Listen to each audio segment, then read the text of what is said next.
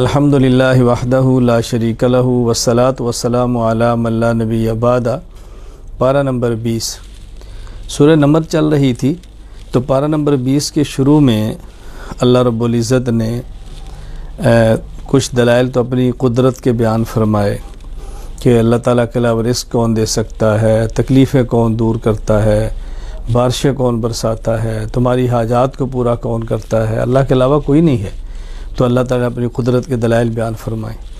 اللہ تعالیٰ نے قیامت کی نشانی بیان فرمائی ہے کہ ایک جانور نکلے گا جو لوگوں سے باتیں کرے گا، یہ صفا پہاڑی سے نکلے گا۔ اس کے بعد اللہ تعالیٰ نے اپنے پیغمبر سے فرمایا کہ آپ یہ بات ان کو فرما دو کہ دیکھو جو ہدایت حاصل کرتا ہے اس کا نفع اس کو ہوگا، جو نقصان اٹھاتا ہے، ہدایت اختیار نہیں کرتا، ضلالت اختیار کرتا، اس کا نقصان بھی اس کو ہوگا۔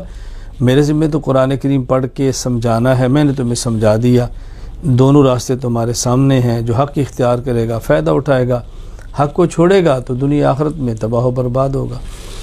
سورۃ النمل کے آخر میں پھر اللہ تعالیٰ نے فرمایا کہ پیغمبر آپ مکہ سے ہجرت فرما کے مدینہ جا رہے ہیں، تو جس اللہ نے آپ پر قرآن کریم نازل فرمایا ہے انشاءاللہ واللہ آپ کو واپس مکہ بھی لائے گا، اور یہ وعدہ پورا ہوا۔ رسول اکرم صلی اللہ علیہ وسلم پھر مکہ مکرمہ فاتح بن کے تشریف لائے۔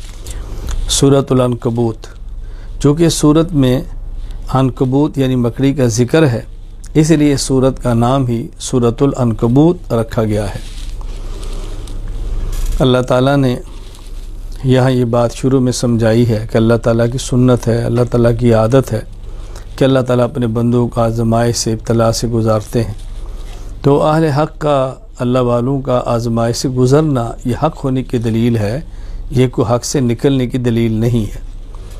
پھر اس صورت میں اللہ تعالیٰ نے انبیاء علیہ السلام کا ذکر فرمایا ہے کہ انبیاء علیہ السلام میں سے بطور خاص حضرت نوح علیہ السلام کا، حضرت ابراہیم علیہ السلام کا، حضرت لوط علیہ السلام کا، حضرت شعیب علیہ السلام کا یہ ذکر فرمایا، ان کے حوال بیان فرمائے، اور ان کے حوال بیان کر کے اللہ تعالیٰ نے اطمینان اپنے نبی کو دیا ہے، تسلی دی ہے کہ حوال پہلے نبیوں کے ساتھ بھی آئے ہیں، تو اللہ تعالیٰ نے یوں تسلی ایمان والوں کو بھی دی ہے، اپنے پیغمبر کو بھی دی ہے۔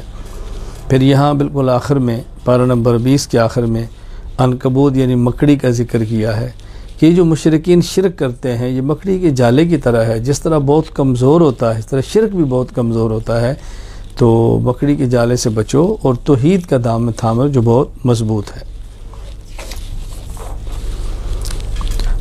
سورۃ القصص، قصص کہتے ہیں چونکہ واقعہ بیان کرنا۔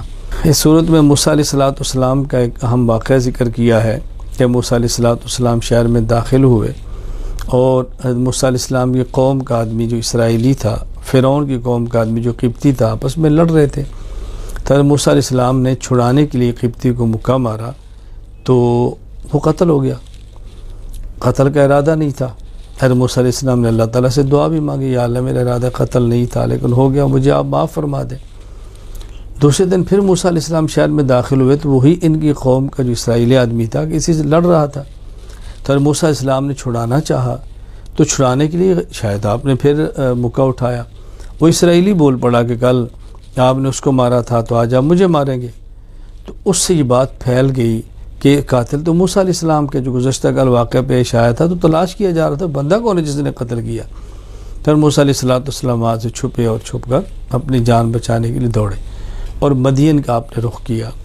راستے میں ایک جگہ آپ ٹھہرے جہاں کنواں تھا، لوگ پانی وہاں سے بھر رہے تھے، اور وہاں دو عورتیں بیٹھی تھیں، بچیاں کیوں بیٹھی ہیں؟ کہا جی لوگ جائیں گے تو ہم اپنی بکریوں کو پانی پلائیں گے۔ موسیٰ علیہ السلام لوگوں کو پیچھے ہٹایا اور آپ نے اس کنویں میں سے پانی نکالا، ان کی بکریوں کو پلایا، اور پھر ایک طرف ہو کر بیٹھ کر اللہ سے دعا مانگی، یا اللہ میں مسافر ہوں، محتاج ہوں، آپ میرے رزق کا انتظام فرما دیں۔ یہ دونوں بچیاں حضرت شعیب علیہ السلام کی بیٹیاں تھیں۔ ان نے واپس اپنے باپ حضرت شعیب علیہ السلام سے برا واقعہ بیان کیا، تو آپ نے فرمایا ان کو بلا کر لو، لایا گیا۔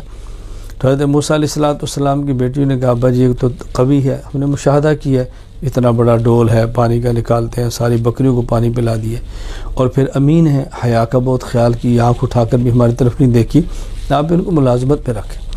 تو حضرت شعیب علیہ السلام نے موسیٰ علیہ السلام سے فرمایا میں چاہتا ہوں کہ آپ 8 سال تک میرے پاس ملازمت کریں، میں اپنی بیٹی کا آپ کو رشتہ دے دوں گا، اور اگر آپ 10 مکمل کریں تو آپ کی اپنی مرضی ہے۔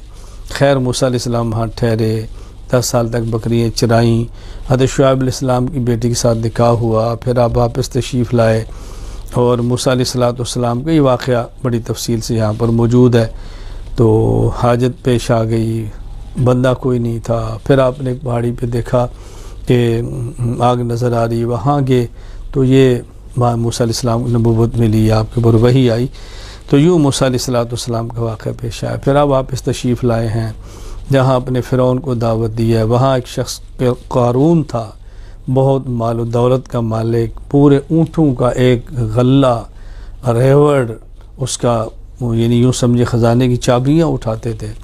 اس کو اپنے مال پہ بہت ناز تھا اور اس کو بہت فخر تھا اپنے مال کے اوپر۔ تو خیر پھر یہی شخص تھا کہ ناز تھا، سمجھایا گیا، نہیں باز آیا، ایک دن اپنی دولت کے ساتھ نکلا، اللہ کی طرف سے حکم آیا اور زمین اس کو نگل گئی۔ پہلے وہ لوگ جس کی دولت کو دے کے چاہتے تھے ہم بھی اس سے ایسے بنے، پھر انہیں کہا اللہ کا شکر ہے کہ اللہ تعالیٰ نے ہمیں اس سے بچا لیا۔ تو یوں قارون کا واقعہ بیان کیا۔